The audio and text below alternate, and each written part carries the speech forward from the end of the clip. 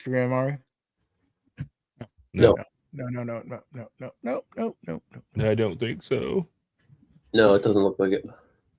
And all right, YouTube's running. The tubes are running. Okay. All right. Our comedian ain't here today. Woo! He's not. Yeah, he's a little under the weather, so hope he gets feeling better soon. Yeah. We'll see. He may be trolling us, so you never know with him. You never know. How about a long lag, man? It just now went live on my end. And I got good internet, supposedly. You know. Anyhow, nothing funny, man. It's weird. We usually have a little something going on before we start. We all kind of scrambled on here tonight. Yeah, running behind myself. So anyhow, I guess let's get this going. What do y'all say? Let's get it going. Yeah, Here we go.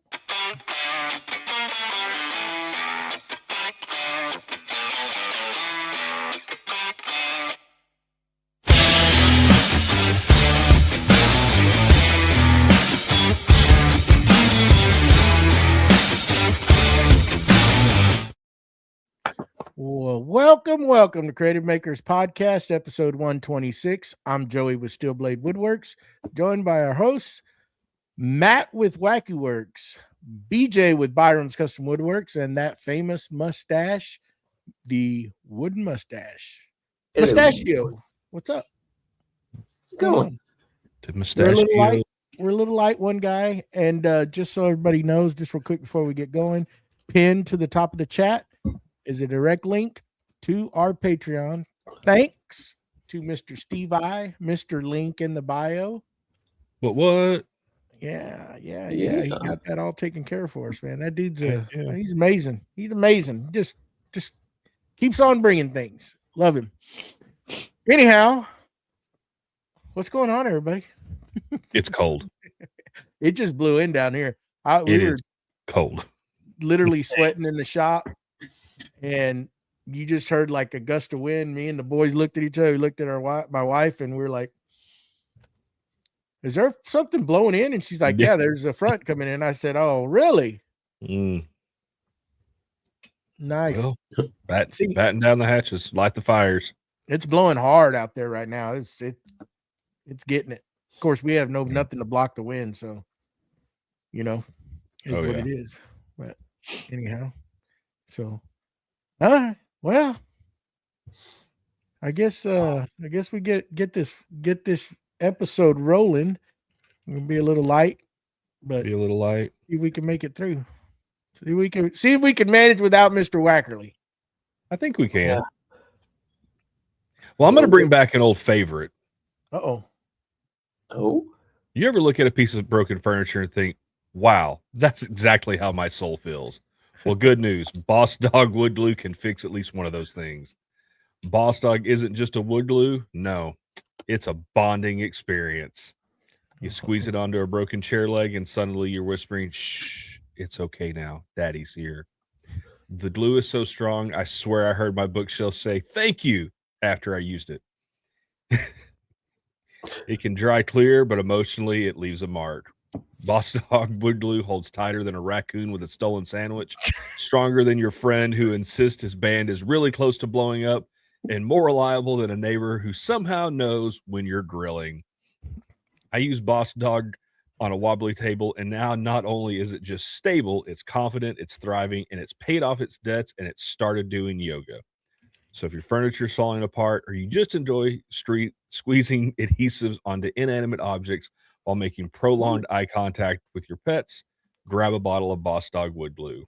Boss Dog Wood Glue. Sit, stay, stick, and maybe whisper your secrets into the bottle. I can't promise it'll listen, but I also can't prove it doesn't. Remember, hit our link in the description. Use our code CMP10 for 10% off. I also want to add, because I was just checking out the website, they still have the holiday edition of the glue box. So it's all 4 glues in 16-ounce bottles, and then all of the CA glues with activator, and a little bonus item. You get a glue applicator brush, which I love them. I know my wife loves them when they're dry because she likes picking the dried glue out of them. You know, hey, it's fun, I guess. Or jump over and get the limited edition Makers 4-pack, and then you get the free BLD blade with that. And I mean, come on, you can't go wrong with glue. And when you get some freebies included in with it, it's awesome. So that's a good segue into this. We're going to spin right off on that one, and we're going to go ahead and announce that we are doing a pretty good size giveaway come December 21st, which is, we're considering it our last show of the year. And one of the big sponsors is going to be Boss Dog Wood Glues, our very own sponsor. Yep. Man, he owned up and got some good packages coming in. We're going to have some good glue packages being given away. We also have Acmer Lasers donating 3 lasers for this giveaway, 3 diode laser, 12-watt lasers. Those you do have to be present in the chat to win. We have Bumbleshoots. We have, I'm going to let you say that name because is it Solinary? I say Sonnery. Sonnery. They're giving away an awesome honing guide jig for sharpening your chisels and blades, and they're also giving a glue scraper away. Correct? Did I get that? The ergonomic glue scraper. And there you go. What that is, go check it out. You're going to want to try to win that thing. It is awesome. There you go. Who else am I forgetting? I think we're waiting for a couple of companies to respond. Mm-hmm. We do have Mr. Brew Builds giving away one of those awesome dust hoods for the rigid oscillating sander. I was going to ask you on that. Did he specify the rigid? Because I know he makes a couple different models. You are correct. You are correct. And I imagine whatever tool you've got. Yeah, he said he would give away one of those hoods. So I'm assuming that it's whatever brands he offers, and we'll have to go and clarify that to see what he offers. So I'm pretty sure he doesn't mind. He was like, heck yeah, I'll do it. Cadence Manufacturing is going to be giving away a package of Jenny bits. And can I enter to win that one? No. Oh. And I'm going to be donating some of my 3D printed objects. I'm going to get the package together, and I'll offer up some goodies. And I believe Wackerle, and we haven't really finalized on that. But we also, the biggest thing is that we're also giving away a Bamboo Labs A1 printer. Now, there's a catch to that. And that catch is you have to be in our Patreon. So if you feel it to go support us, you have to be in the top 2 tiers to be entered for your chance to win that. And there's a lot of other good things that come along with those tiers. So y'all need to go check them out. You can hit that link pinned up in the chat, and it'll take you there, and you can look at the tiers. We got some good stuff coming up in the following upcoming year, and we would appreciate y'all's support. And maybe you go away with the 3D printer. Who knows? I want to throw out something cool that Patreon members get, because we did it last night. Yeah. Every once a month, whether you think it's cool or not, you get to hang out with us, see a little behind the scenes action going on. I think it was kind of cool last night. We spent about an hour troubleshooting a CNC as a group. Yep. Don't know how well that actually went, but we had some fun troubleshooting a CNC. So yeah, it's definitely one of the cool perks, being a Patreon member. You get to come hang out with us and just, kind of see us off the podcast. Yeah, we have. Ask some questions if you got questions. Mr. Don Sargood was in there, and he was asking away and enjoying the commentary, because boy, we get a little wild in there sometimes. It's uncut, and just we were out in the shop messing around. Joey was spelling words with pretzels, Oh yeah. Y'all missed that. Yeah. I was spelling words with pretzels. And we have proof. There is now, proof out there that Mustache actually works in his shop. Oh yeah. Because he was actually working on his CNC table. So there is definitive proof that Mustache does work in the shop. He's been busting it here lately. I guess the procrastination bug has left the Mustache household. Well, you know, he's up in his game, and he's up in his game, and he's bringing in new tools to get his shop going, and he's just starting to get crowded in, and he knew he had to move to make room and get everything situated, because you know, when you have to do the Dukes of Hazzard over tables to get around, it's quite entertaining for us, but probably not so for him. I'm not as young as I was. Oh, whatever. You're still wet. I'm still the youngest son, and I feel it too. So, but anyhow, I guess we get into that next segment, huh, BJ? Yeah. So, Joey, what is glue with you? And of course, the people want to know what's in the box. Actually, I found a lot of boxes. I've been moving everything around today.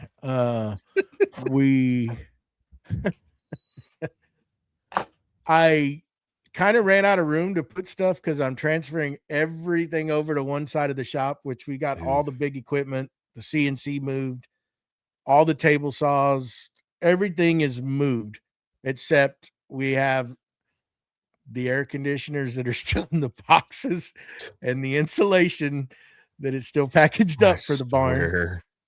The dust collection fittings. What else? There is a shelf with all sorts of odds and ends when I was building this office and stuff. So not a whole lot left, just very little. We're going to finish that tomorrow because I gathered the troops and we're going to start hopefully busting concrete by Tuesday. If I can get a mini excavator delivered. Well, you're going to end up having to do that. Oh yeah. We're gonna bust out concrete. I got my cousin. He's actually available to help me all week, and he's very good at running that stuff. He's an operator. So I just talked to him this afternoon. He's going to come in and help me bust that out. He'll make it seem a lot easier because he knows how to operate it and he can do it. He's done it all his life.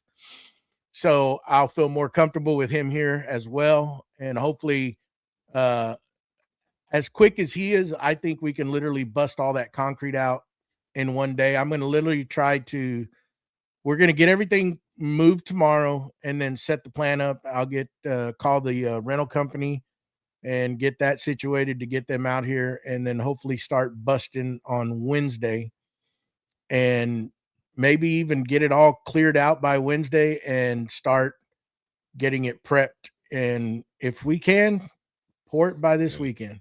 If I can get a truck out here. Are you going to get a concrete saw to cut the line so you have a stopping point? Okay. Mm-hmm. I figured you would. I was just asking. Yeah, I've got it laid out to how I'm going to do it. That way I can rebar and or dowel into the existing foundation. Yep.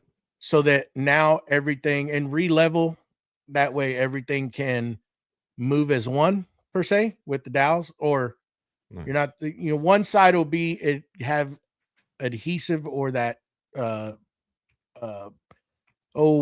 concrete. If Matt was here, he could tell me, the epoxy you put in, and the other side is made for it just to kind of move, I guess, according to how Matt was explaining it to me.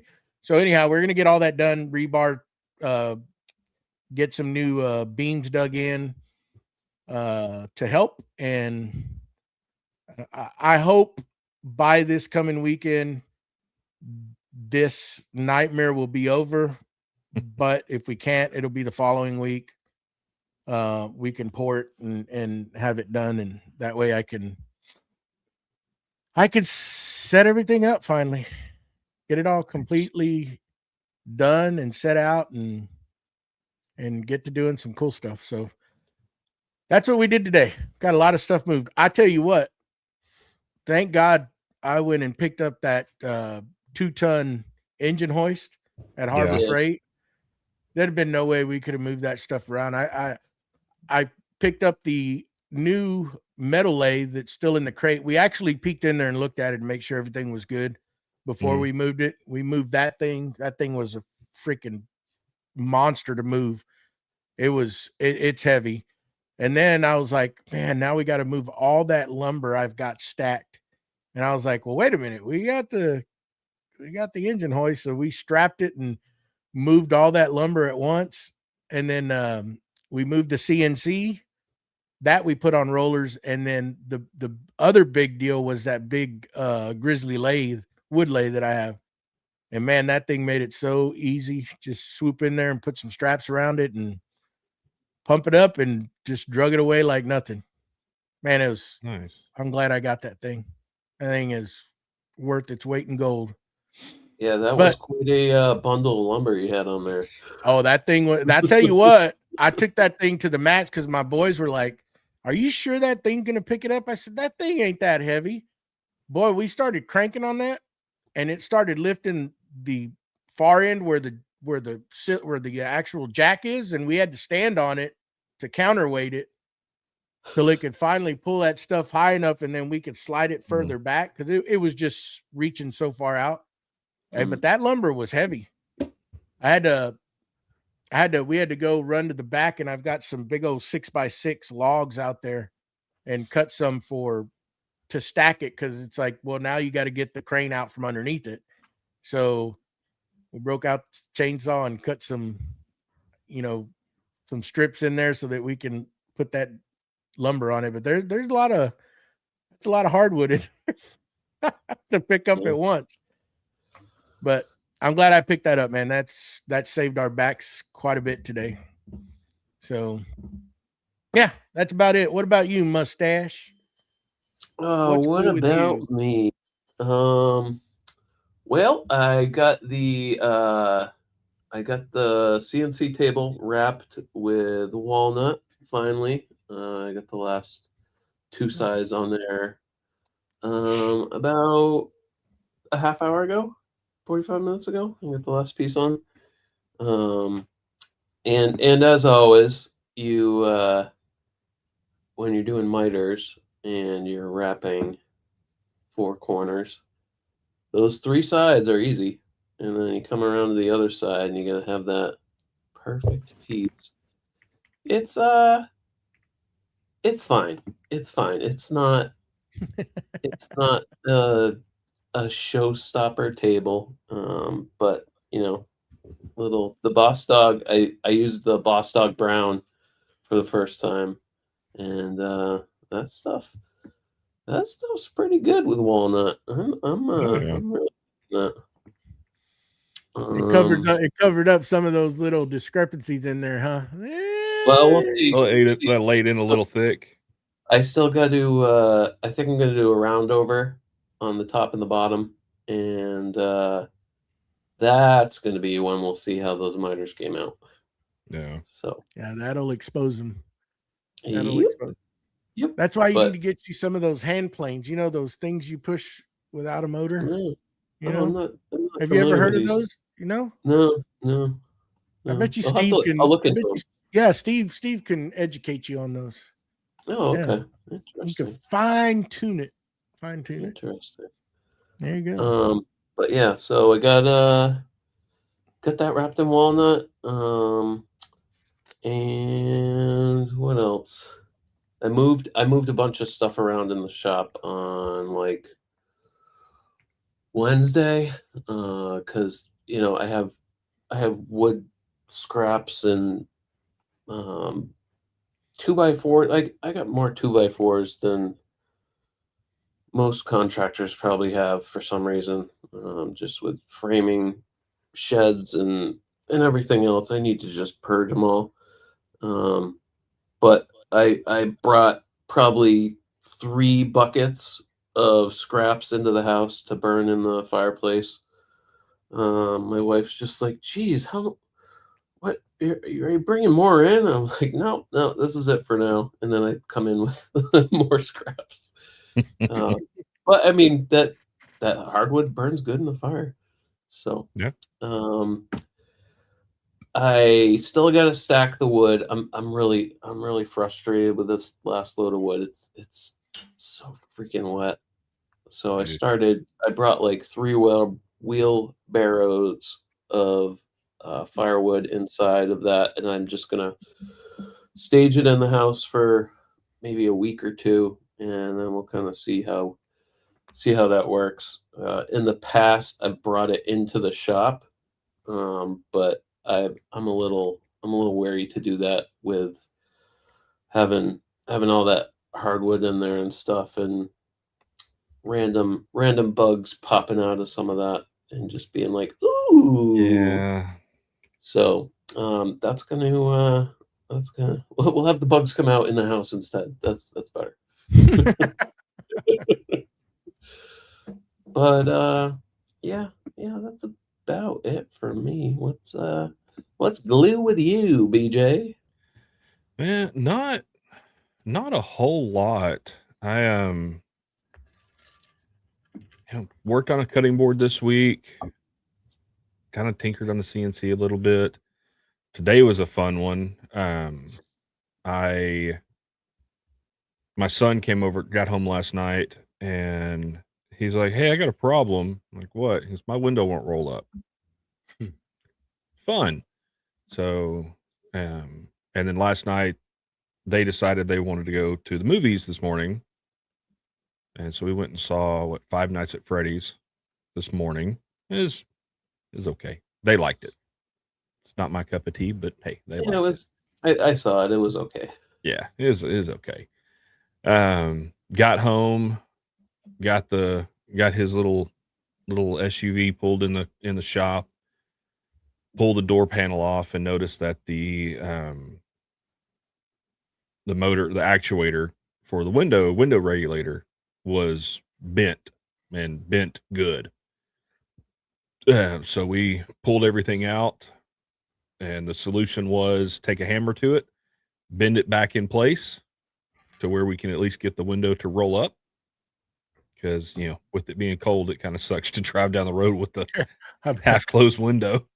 So, and then he's going to try, I think he's going tomorrow to local pick and pull to see if he can find him some new seats, because the seats that are in it are pretty, because it's a 2001 little Honda. And I was like, well, while you're there tomorrow, find you a door, pull the window regulator out of it. And he's like, heck, I might just, because I think the door, the inside, the door card or door panel, whatever it's called, I think it's messed up a little bit. He's like, I might just try to find a door and just buy the whole door, and do that. I'm like, yeah, whatever. Just all we need is the regulator. We know the motor works. We just need the metal. It's like, you get that, bring it back to the house. We'll throw it in. We'll throw the seats in too. Other than that, not a whole lot. I'm keep getting asked by the family what I want to do. So Friday's my birthday, and yes, I'm turning 40 this year. So I will officially be what I feel like is an old man,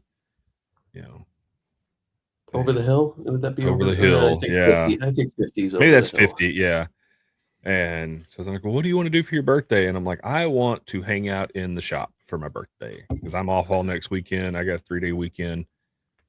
But yeah, I really didn't do it. It's been cold down here, so I really haven't wanted to do anything, because you don't want to do out. I've got some yard work I've got to do, but Joey, you know how it is. Us Texas boys, when it gets below a certain temp, you just don't want to go outside and do outdoor work.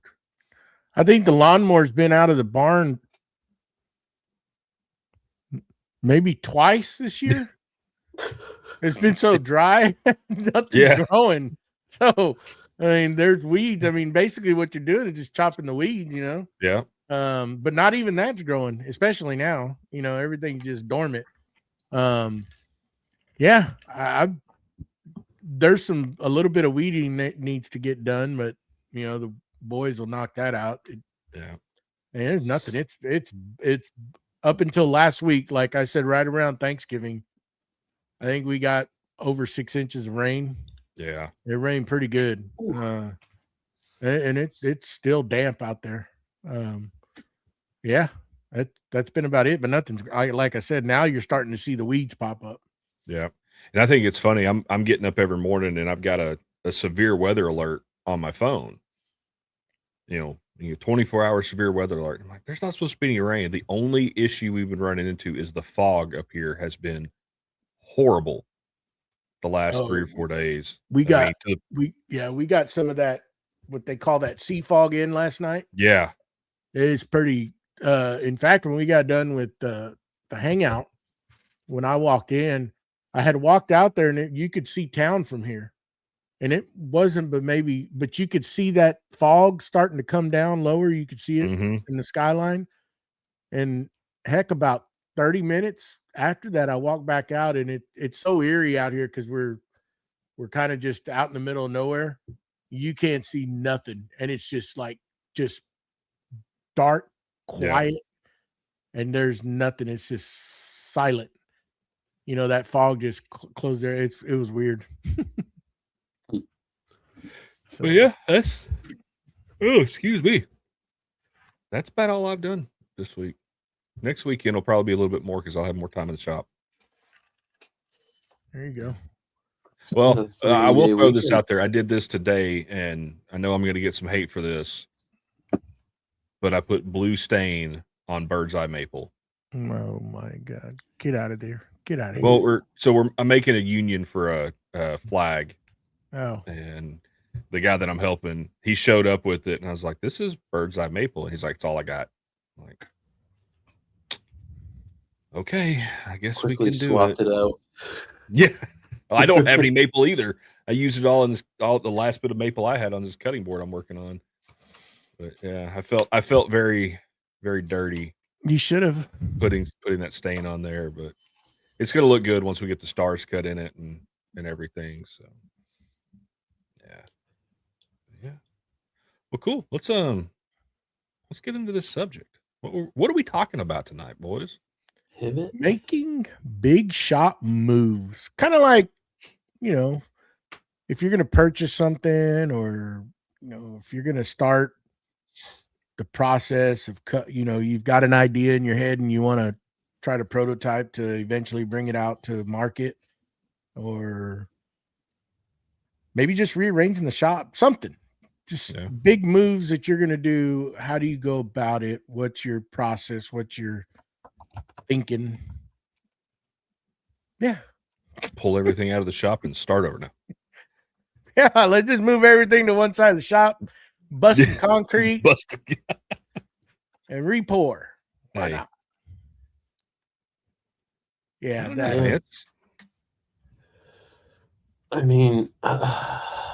I think Mustache is the biggest one doing shop moves right now, other than you, Joey, that's having to due to new slab being poured. Yeah. I mean, I pivoted. It all kind of started with a CNC last year, and then and then my lumber rack fell down, so that kind of hampered things for a bit, and then I got lazy. And but that led into a whole lot of other things you discovered by that lumber rack falling. Then it led into the water meter issue, didn't it? You found that? Oh my gosh, yeah. No, I pulled that little tote full of, like, I think there's like painting stuff in it. I pulled that tote off the access panel in the floor in the shop. I pulled that tote away, and there was like hundreds of ants under it. Ooh. And I grabbed the shop vac and I sucked them all up, and I brought that shop vac out. It was like 10-15 degrees outside. I'm sure they were like, whoa. But yeah, I boxed that.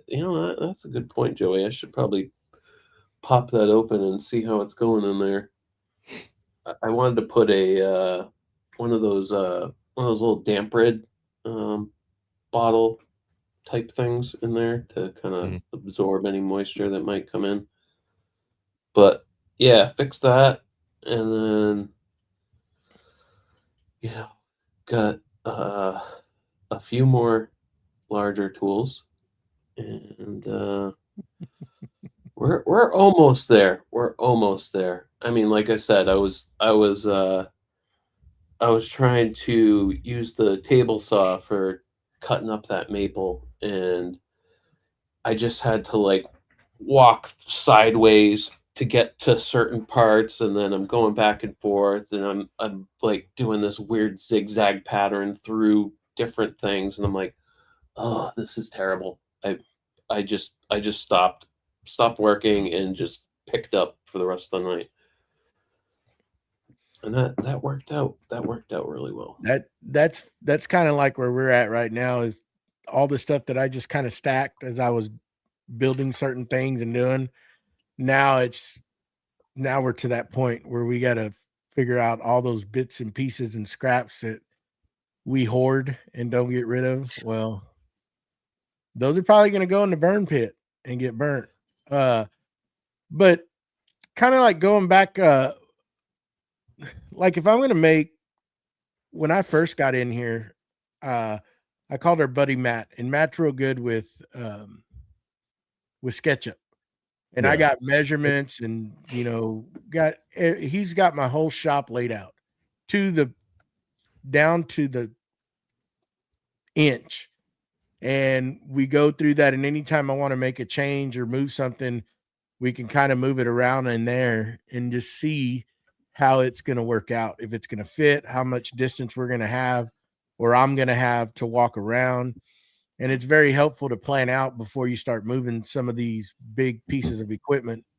You don't have to be moving them very often. So, but you know that as you work, you always end up wanting to change something around. You'll figure like, if I put that over here, that'll work a lot better. And that always leads into not just moving that piece.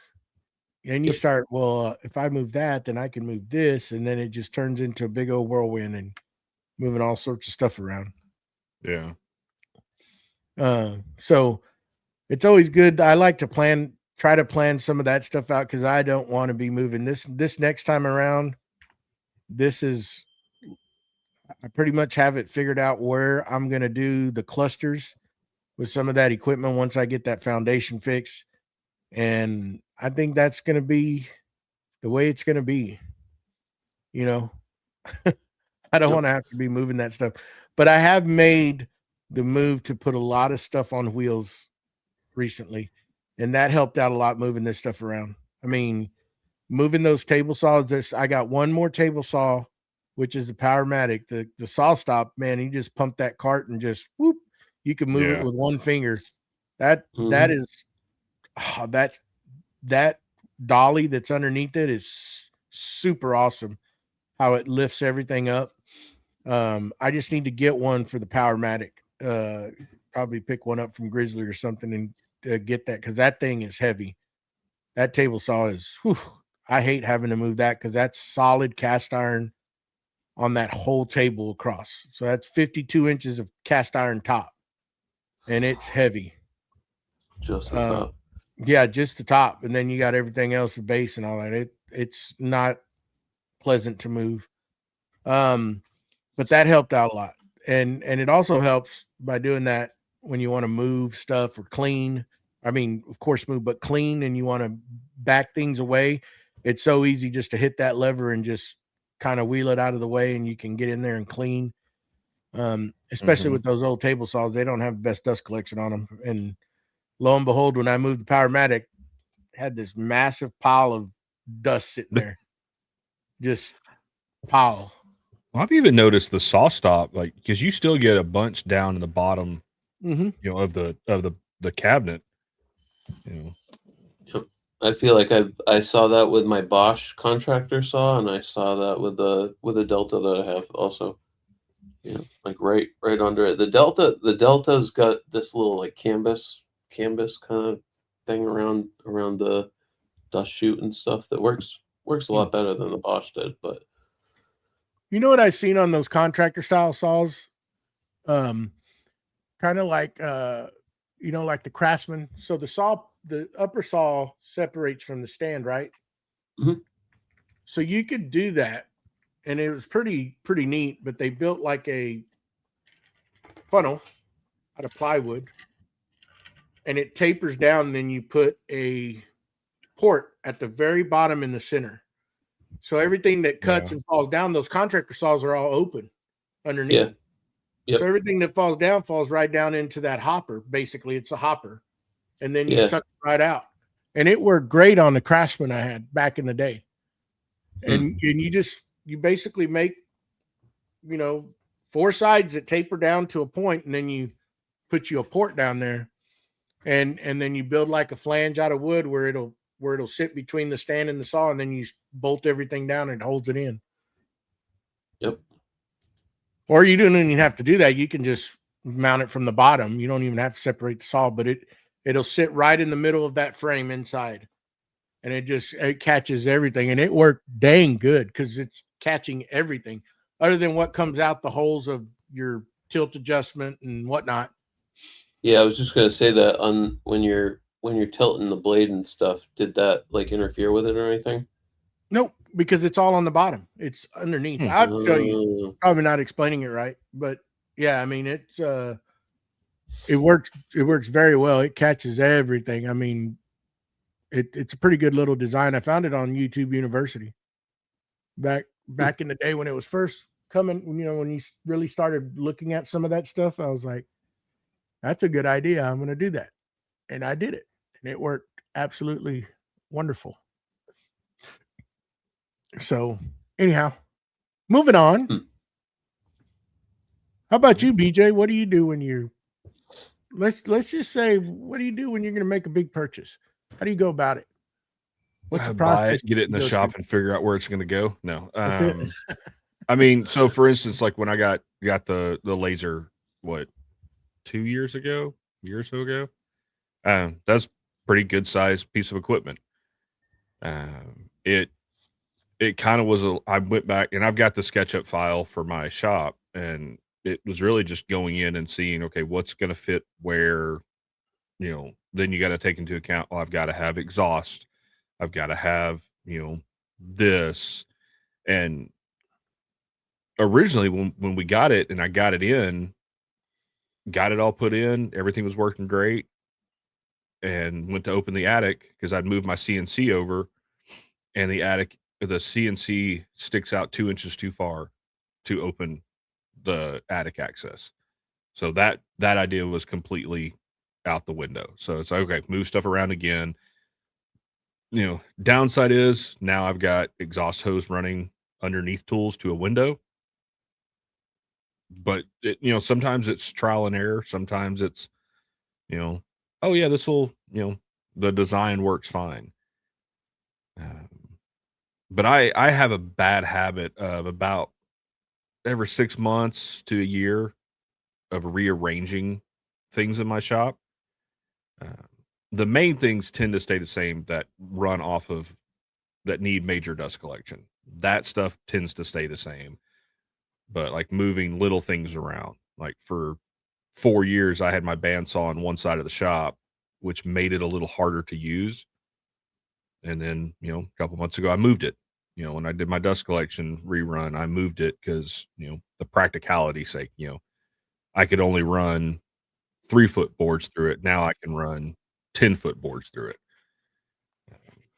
I, just got the new planer, and it's a lot bigger than what I had, and it's not as easy to move out of the way like my old one was. Yeah. And I've been using it where it's at since I got it, but I'm really starting to think it's going to have to move, just because, I'm limited on how long of a board I can put through it. But, for me, a lot of times it's just trial and error, what's going to work, measure stuff out. Like when I did when I flipped my epoxy station around, it was just grab a tape measure. All right. Yep. This will fit this way. Move it all around. So. Well, I could tell you one time I didn't plan out correctly, since you're talking about lasers, is getting that laser that sits behind me in this office before I put the French doors in a couple of years ago. I had to bring it into the door that's right beside me. And I tell you what, that's a big laser back there. It may not look big, but it's pretty good size.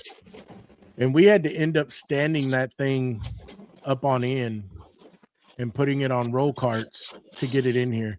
And the boys were a lot younger at that time. And I tell you what, that was not fun. Yeah. I didn't plan that thing in. I was trying to get that thing in here before I closed like that wall out, but I couldn't. I was scared it was going to get damaged because it was already here. It was sitting in a crate, go figure, like everything else. And that wasn't fun trying to get in here and maneuver around.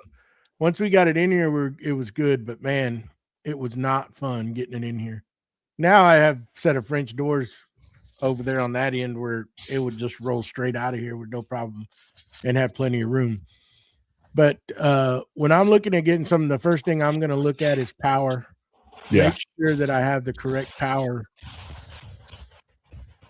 and where I want to put it and what it's going to cost to get it there. Because electricity now or wire is very expensive. Wiring, so expensive to run out to certain places, especially if you're going to run a long lead of 10-2 or something. You know, that gets pretty pricey.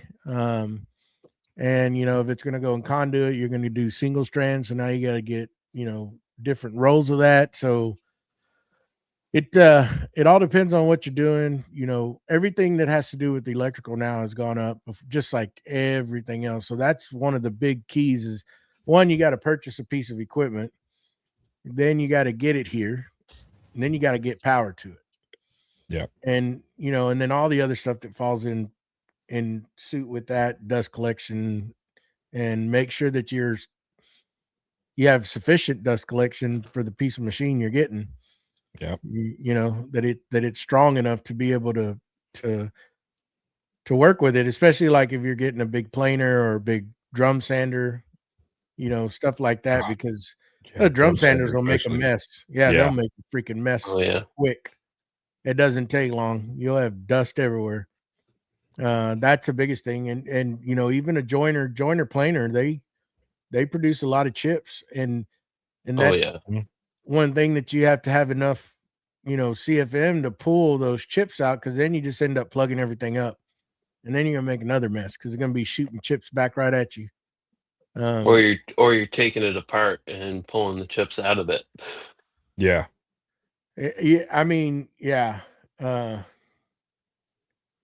So that, I mean, Sean over there saying he needs to step up his dust collection. I mean, that's always a big thing. You know, I think we've all started, you know, with smaller equipment, and then through the years we've upgraded.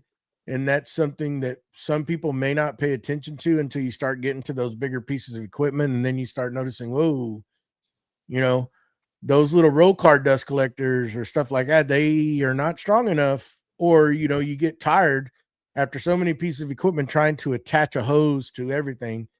And then spiral holes just deteriorates your CFM a lot, you know, and you know, again, none of that stuff is cheap. You know, getting into a bigger dust collector, they're pricey now. Everything has gone up. I know I was looking at prices, and I went back and I looked. When I bought that big Grizzly 3 horsepower that's on the wall, I got it for less than, I think it was $1,200. That dust collector now is over $3,000. Yeah. Wow.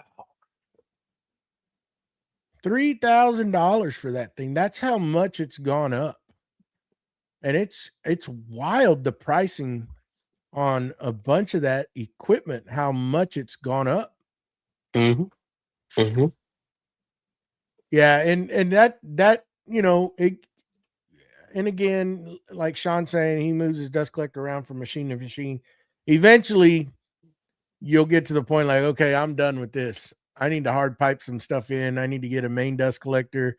You know, you can try to do certain tasks with shop vacs and extractors or whatever you got, but on some of those bigger tools, those aren't strong enough to do it.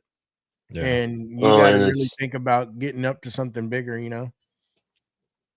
Yep. Well, I noticed, like, because, you know, my dust collection's pretty dang strong, especially with, you know, the metal piping and the new impeller, and hopefully one day the, you know, the Wackerle upgrade.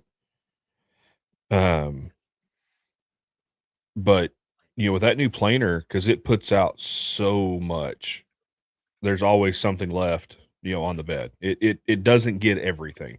Now, I know those old Grizzly planers are not great on dust collection in the first place, so you kind of got to have a little more power than what you think just to compensate for it. But for the most part, everything works. And that you know, that's another thing. Dust collection can be a little trial and, you know, a little bit of trial and error. You know, you think it's going to work great, and you realize it's not.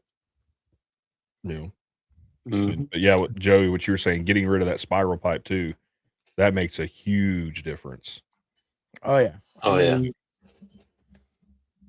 We all start off and make all those yeah. mistakes, and then we'll learn, you know, but it's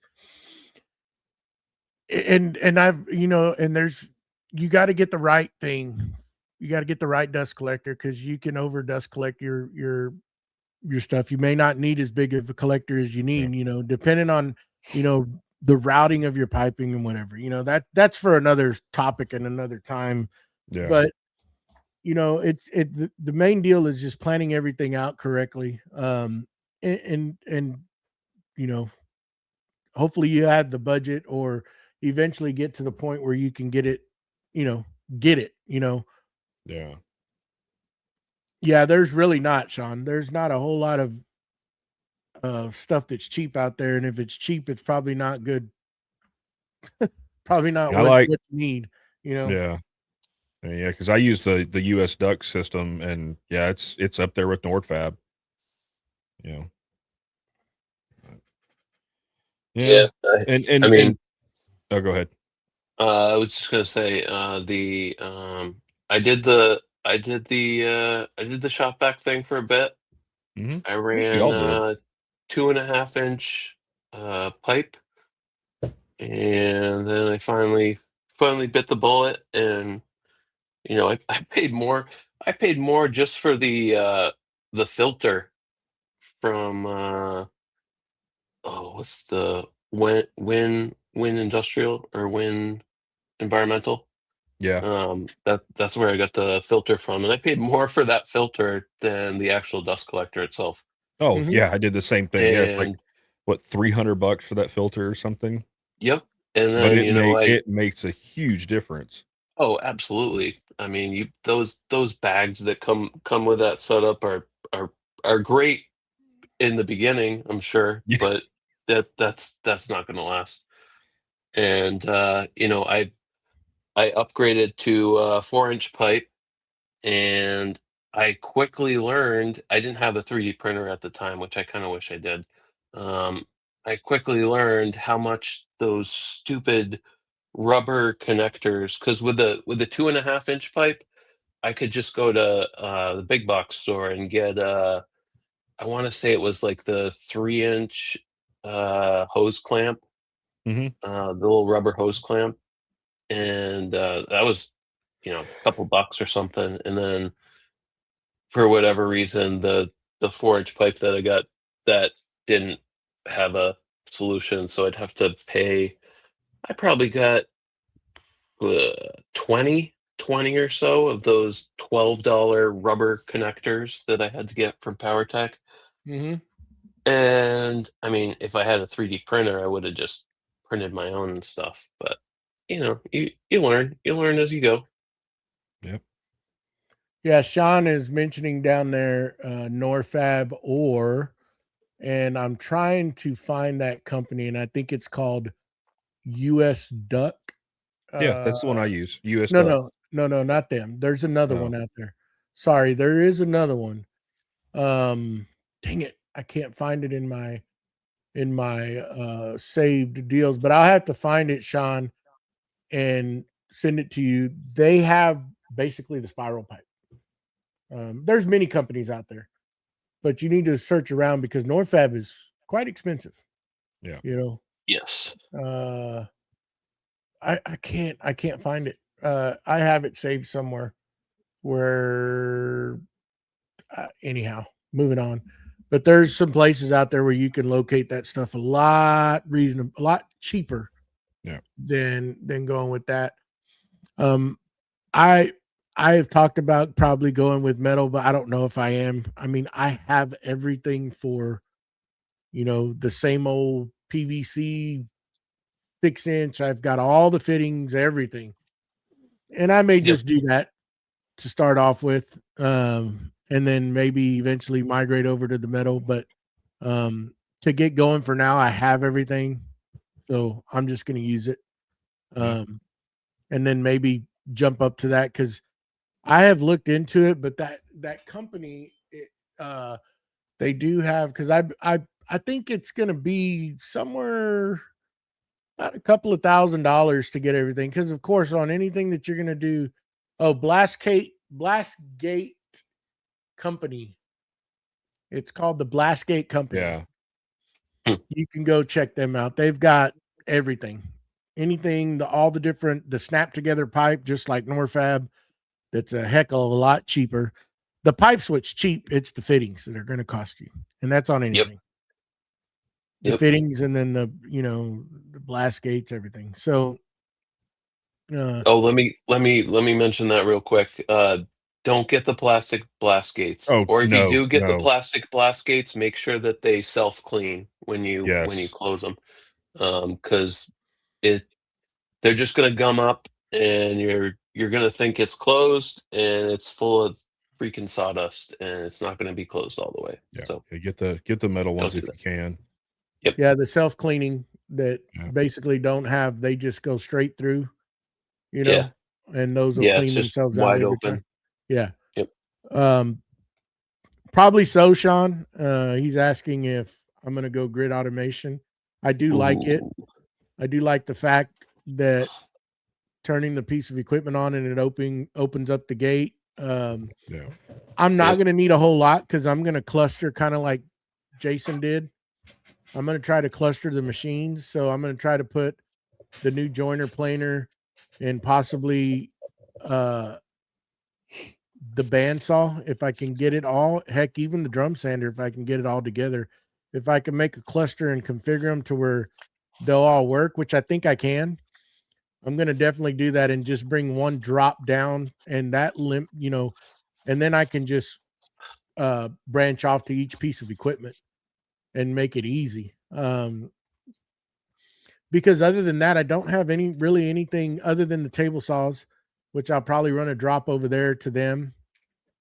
And I ended up getting the new Wackerle 1250 CFM wall dust collector, the Cyclone, because that's going to be put over there where I'm going to move the CNC, and that's going to have its own dust collector. So, I mean, other than that, the chop saw is going to be on an extractor. I don't see wasting the funds to get a drop over there to collect on something that's so hard to collect to begin with. Which saw do you have? The Capex. Yeah, I don't know. I mean, that's probably light years better than most miter saws. I've already set it up to where I'm going to put an extractor right below in the cabinet, and it's just going to come up there. I'll have another dust port to kind of sweep up everything that it doesn't catch. But it's going to really limit the amount that I need, just because I'll be able to cluster those machines, and then I can just run one power drop and be done. It's not going to have to run multiple 220 lines all over the place. It's going to come right down with the dust collection pipe to it, and that'll limit a lot of stuff that I need to put. So yeah, I really like that. I've seen like Jay Bates do it, Jason Bench. Oh yeah. They cluster everything together, and if you have the room and you can do it, I think that's the best way to do it. Now, is it going to be the best flow? I don't know. But again, I'm not a commercial shop. I'm not trying to batch stuff out. It's just me. It's a hobby.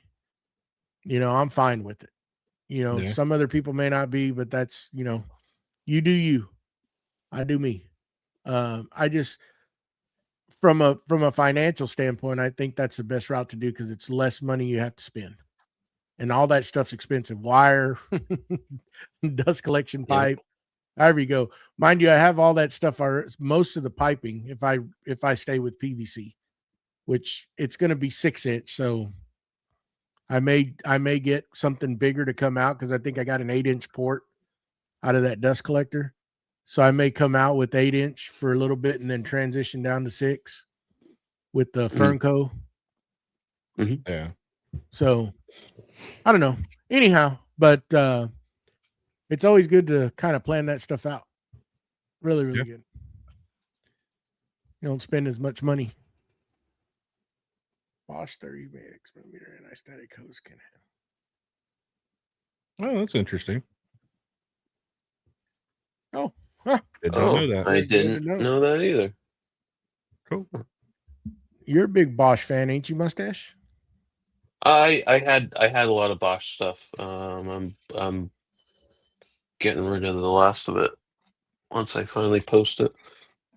I mean, for the most part, there is a lot of stuff out there. If you just search around, there is a lot of stuff that's off-brand that you can get that works just as good, and you could save a ton of money.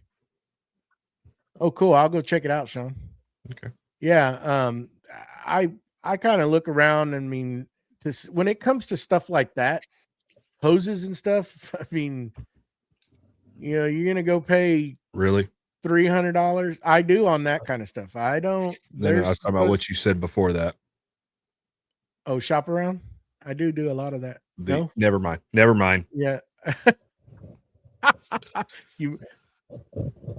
Yeah, but I do shop around when it comes to that kind of stuff. I like to see if I can find something because there's no need to spend $300 on a freaking hose when you can get the same thing for less. I mean, that's kind of crazy. Yeah. But I mean, I would love the one of the little Festool vacuums with the Bluetooth. I mean, when I was over at Lido's shop, and he's just fires up the tool and the vacuum comes on and like turns the tool off, and I'm just like, oh, I want that. You know, it's handy. And I mean, Jason Bent talked about that because he's got grid automation in his shop, and he went over to someone else's place, and like they're like, "You didn't turn the dust collector on," and he's like, "Oh." You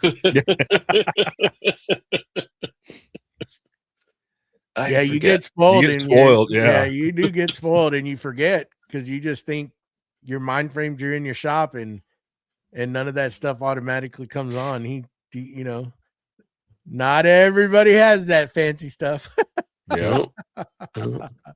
But it sure is nice though when it can open up and do all that for you. Oh yeah. One less thing you got to do. I mean, Wonderful. but it's all good, but it costs. Everything costs to have that automation in there. The thing that I like about it is that you can lock everything out, and with young kids, that is a no-brainer. You know, because my grandbabies, they come in there and they're poking and grabbing, and they don't know any better. Buttons and switches are cool. Ooh, buttons. That's all it would take, and I'd hate for one of them to get hurt in here, you know. And I'm always on them. I'm like, don't touch that. That'll hurt you. But again, that goes in one ear and out the other. By the next day they come in there, they're right back at it, and it's like, Papa, what is this? And I'm like, don't touch that. You know, and that's I've always, like, since I cut my finger, of course I can't do it with the bandsaw, but the bandsaw I release the tension on the blade, which you're supposed to do anyways. But my table saws, I always drop the blades down when I'm done. I try to. Yes.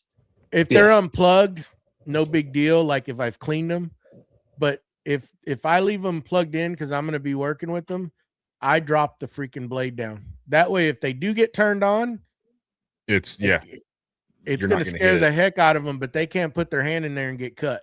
Yeah. Yep. I've got the habit, like on the bandsaw, I pull the yellow key out. Yeah, I need to Oh, start yep. doing that. Just because that one, because the main the main reason I do that is even if you have the blade detensioned, I had it sitting there detention, had a buddy over at the shop, and he's like, "Oh, what does this do?" And he pulls the power switch on it, and it spun the blade around and ended up slamming the blade into the worktop and sheared like 7 or 8 carbide teeth off. And I'm like, well, that's $150 blade. And granted, he was kind enough to go, okay, send me the link to where I can order you a new one. I'll buy you a new one. And so after that, it was like, yeah, the bandsaw, it gets the key pulled out of it, just because, I don't want my kid just imagine if he would have just been, he was obviously joking around because he probably knew exactly what was going to happen, right? Yeah. But if he didn't know better and he had his hand in the way, off goes the goes the part, Well, and to me, it's the reminder to me, because it's, if I go to use the bandsaw, oh, the key's not in it. That means the blade's detensioned. Tension the blade first, put the key in it, and then I can start using it. Now, I mean, if I'm not detensioning every time I use it if I'm in the shop all day, but if I'm in the shop in between cuts, I will drop the blade guard all the way to the table. So yeah, if my kiddo or somebody decides to turn it on, you don't have a freaking, resaw king blade sticking out. Yeah, because those little rascals were in there this weekend. I got a portion of video, but yeah, Nick, it is a good idea because, man, they are very curious souls. They want to go touch everything, and they were in there helping me assemble that 2-ton engine hoist.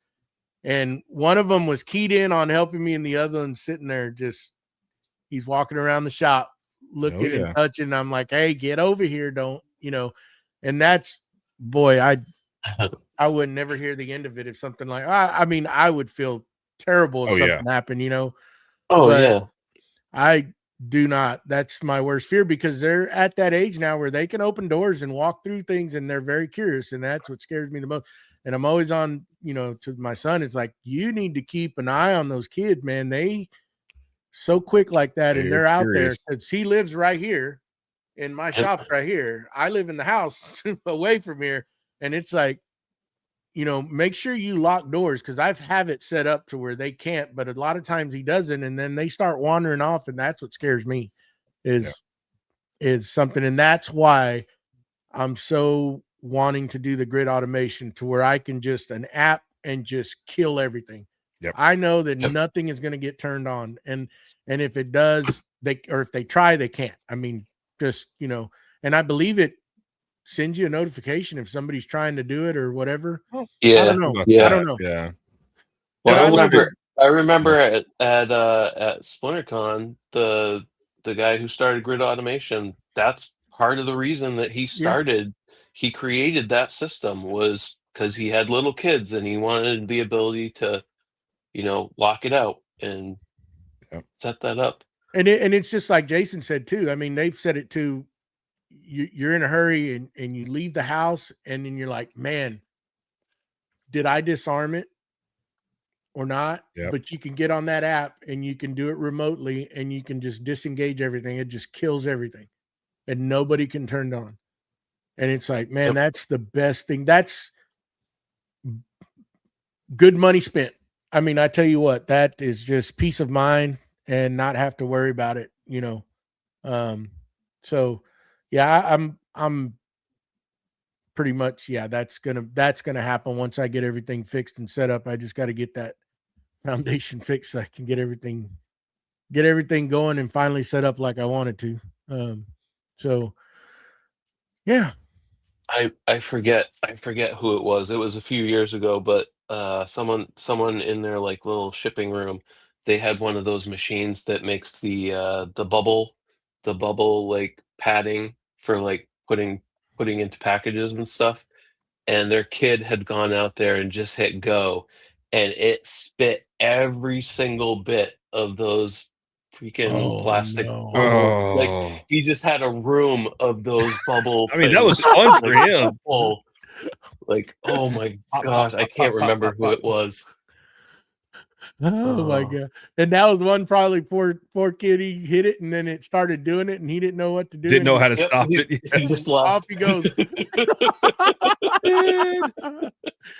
Kind of like my kids when they would break something, and then it's like you go and you find it, and it's been a little bit, and it's like they just left it. Like, oops, it'll be a while before he finds it. We'll deal with it then.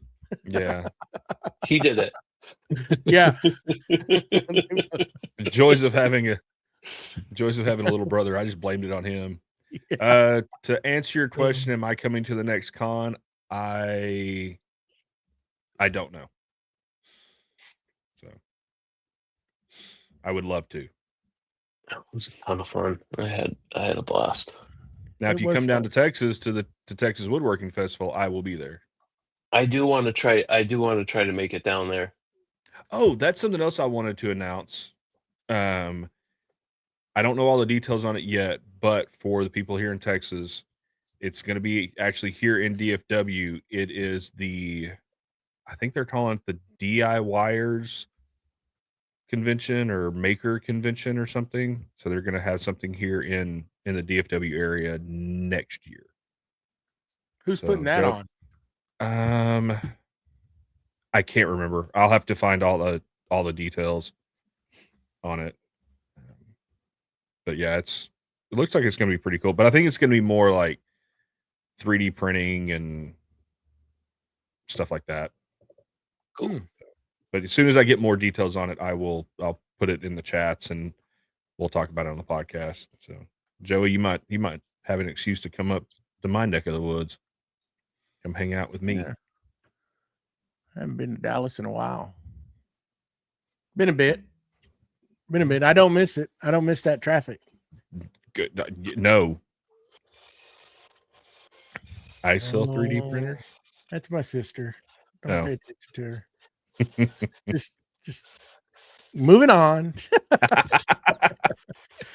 No. She sells big industrial style 3D printers. Oh, like the ones I can stand in? I believe so. She told me once, and I'm like, yeah, no, I don't need nothing like that. Can you imagine me 3D printing a lifestyle image of me? Dude, that would be amazing.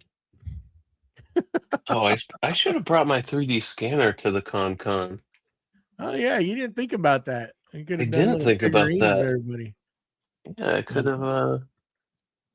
have helped Dave contribute to his massive people. Yeah, there you go. All right. We know we sell all sorts. Oh, okay. But you don't they sell do all bamboo. kinds of stuff. Yeah. They even sell those old-fashioned printers that print paper. Yeah. Where are those? Yeah. I think that's her main deal. Offices still need those things. It's funny, in a paperless, the whole world went paperless 20 years ago, and I think we use more paper now than we did 20 years ago.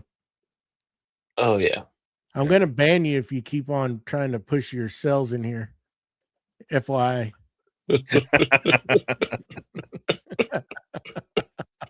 Stop spamming the chat. You're only allowed to troll Joey if you're in the chat. We'll let you stay in for that. Tell us secrets. Yeah, that's the paper deal's kind of gone. Companies are cutting down. They don't want to spend the money on that, even though it's hard to get away from. Yeah. Certain stuff still needs it, but more and more it's all Teams and emails. Lots of emails. Jeez. Oh, gosh, yeah. Yeah. I hate to see my emails when I get back. It's going to be pretty bad. I was going to try to keep up with it, and then I was like, yeah, I'm on vacation. I'm not opening that stuff up. I gotta say, no, man, you're off. But then you're gonna hate it when you come back, and you're just like, that's the point. You just do Control A. Oh no, I just delete them all. Yeah. If they need to get a hold of me, they'll get a hold of me. Yeah. It's a done deal. Y'all want to? We've detoured and circled back 1,000. Hey, we did a good job of it. Yeah. Yeah, we're everywhere. Well, Mustache, why don't you thank those beautiful Patreon members for us? Well, I would be happy to. And I got some news for you guys. Uh-oh. We had 2 people that upped their membership. What? JR from Trey Studios and Jason Sullivan from JM Sullivan Woodworks. Did they do that so they could potentially win a 3D printer? Yep. They might have. They might They have. might have. Yeah. Hey, They might have. now's the time to do it. Yep. But just know, I don't want to interrupt you. No. But one of those lasers is also going to be strictly Patreon member only prizes. Yep. Only going to put 2 of the lasers out to the chat. So, yep. So Acmer came out. They came out this time. So pretty proud of it. Yeah. I'm excited. Have some goodies to give away to the community and hopefully people that need it. But go ahead. Sorry. Yep. In addition to those fine folks up in the membership, we got 2 new patrons also. Steve Bruns, and please message us for your Instagram account, because I see a few accounts. I don't know if they're both yours or not. And also, Steve Mosley from Making at Home. Woo. Thank you for your support. Yeah. And let me roll this banner on the bottom here. That's Matt's job. That's the other Matt's job. I always end up doing it. So I will also call out our amazing top tier people. And I'll start off with Don from What's Next Woodworking, Victor from Whim Designs, Tyler from Forged 3D, Steve from Steve I Design, and last but certainly not least, Mike from Lido's Woodshop. We thank you all for your support. And if you want to come on in, I would strongly advise getting in on the Patreon if I was not a host. And you can go over to supportcmp.com. And that will bring you over to our Patreon, and you can pick your tier. And we thank you in advance for your support. And that is pinned to the top of the chat. Y'all can see it. Y'all can click it, and y'all can go. Please remember, after the show is done, if you would please come back in there and hit that thumbs up. You can hit the thumbs up right now and leave a comment. If you have anything that you would like us to talk about, you can email us at creativemakerspodcast@gmail.com, or you could go sign up for Patreon, which you get access to that lovely Discord, and you can do it in there. And you can also get a chance to win some goodies. But we've got some pretty good stuff planned this coming year.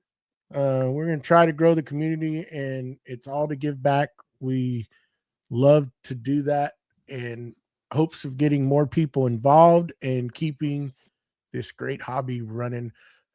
Please also remember to head on over to iTunes or Spotify and download in all your major listening platforms. We are all out there. You can watch it here. You can follow us on Instagram. Please follow us here on YouTube. And we're on Facebook and TikTok, and we're all over the place. And you get to see our pretty faces. Hopefully, they all are not getting tired of it, but we're out there. We're out there.